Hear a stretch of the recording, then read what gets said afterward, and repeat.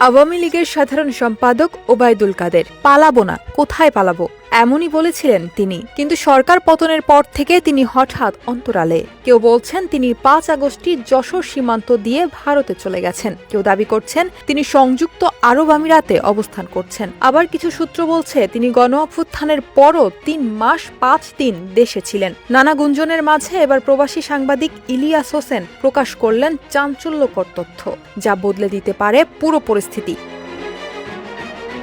সোমবার সকালে নিজের ভেরিফাইড ফেসবুকে দেওয়া এক পোস্টে ইলিয়াস হোসেন দাবি করেন তিনি ওবায়দুল কাদের দেশে থাকার খবর জেনেছেন। পোস্টে ইলিয়াস লিখেন, অত্যন্ত বিশ্বস্ত সূত্রে জেনেছি ওবায়দুল কাদের দেশেই আছেন। তিনি দেশ ছেড়েছেন কিংবা মারা গিয়েছেন এসব খবর পরিকল্পিতভাবে ছড়ানো হচ্ছে। এর আগে ওবায়দুল কাদের মারা গেছেন দাবিতে ইলেকট্রনিক গণমাধ্যমে 3টি ফটোকার্ড সামাজিক যোগাযোগ মাধ্যমে ভাইরাল হয়েছে।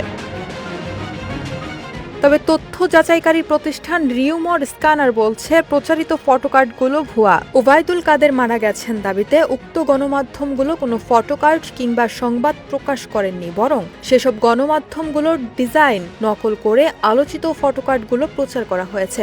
এ বিষয়ে অনুসন্ধানে আলোচিত ফটোকার্ডগুলোতে উল্লিখিত দাবিগুলোর সত্যতা যাচাইয়ে প্রাসঙ্গিক একাধিক কিওয়ার্ড সার্চ করেও গণমাধ্যম কিংবা সংশ্লিষ্ট অন্য কোনো নির্ভরযোগ্য সূত্রে উক্ত দাবিগুলোর সত্যতা পাওয়া যায়নি।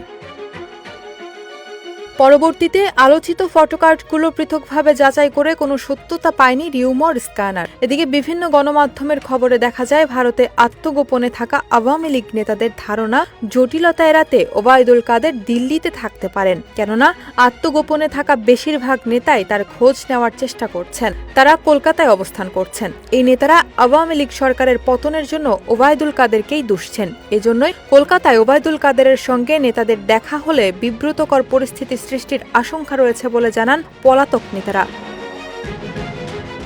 অবশ্য কেউ কেউ এখনো বলছেন কয়েক দফা সীমান্ত পার হওয়ার চেষ্টা করেও ব্যর্থ হয়েছেন ওবায়দুল কাদের।